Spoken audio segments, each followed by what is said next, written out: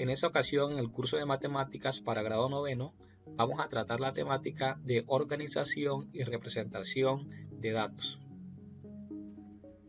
Y vamos a comenzar hablando de lo que es un diagrama de barras.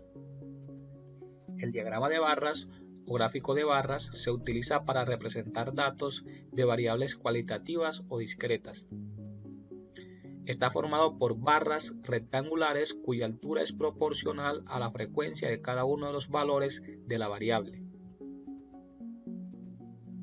Las principales características del diagrama de barras son: en el eje de las abscisas o eje X se colocan las cualidades de la variable si la variable es cualitativa o los valores de dicha variable si es discreta.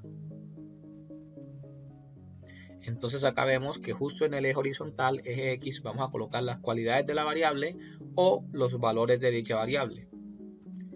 En el eje de las ordenadas o eje Y se colocan las barras proporcionales a la frecuencia relativa absoluta de los datos.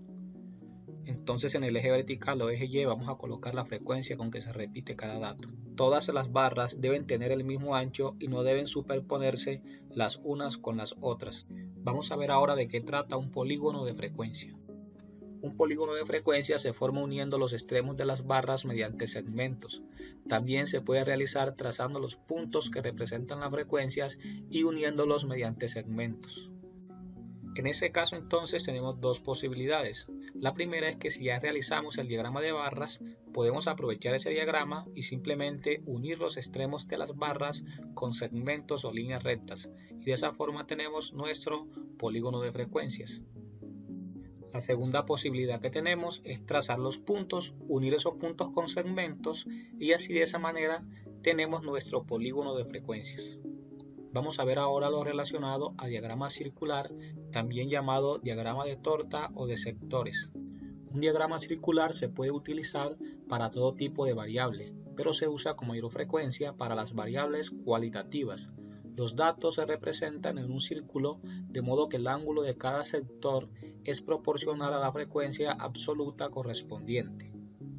Se le llama también de sector porque el círculo se porciona y cada una de esas porciones está relacionada directamente con una de las frecuencias. Ahora, cada sector se grafica con ayuda de un ángulo y cada ángulo se calcula con un valor de frecuencia usando la siguiente expresión. Entonces cada ángulo se va a determinar multiplicando 360 grados por el valor de la frecuencia y luego eso lo dividimos por el número total de datos. Vamos a ver entonces un ejemplo donde apliquemos todos estos conceptos. Y entonces nuestro ejemplo dice lo siguiente: un estudio realizado a 20 estudiantes de una clase de matemáticas para determinar su grupo sanguíneo ha arrojado los siguientes resultados. Realiza el diagrama de barras, el polígono de frecuencias y el diagrama circular. Nos dan entonces una tabla donde se han agrupado los 20 estudiantes de acuerdo a su tipo de sangre.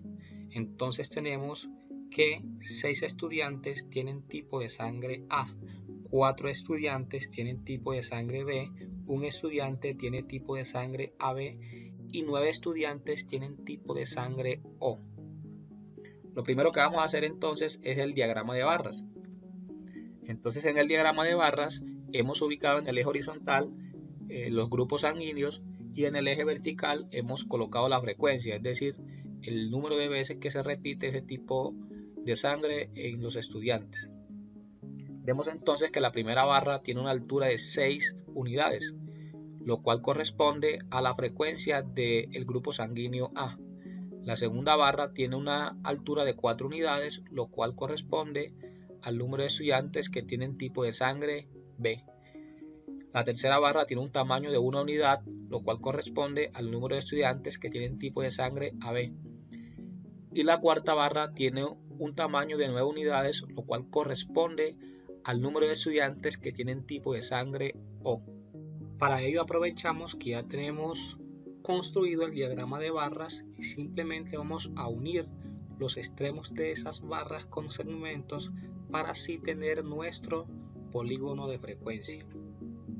Vamos a calcular ahora los ángulos asociados a cada una de las frecuencias para luego con esa información poder realizar el diagrama circular o de sectores.